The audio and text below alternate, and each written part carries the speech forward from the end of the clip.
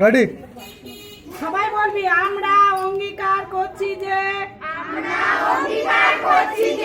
সাধ্যমতো বাল্য বিবাহ নির্মূল করব, যাতে প্রতিটি মেয়ে সুস্থ নিরাপদ জীবনযাপন করতে পারে।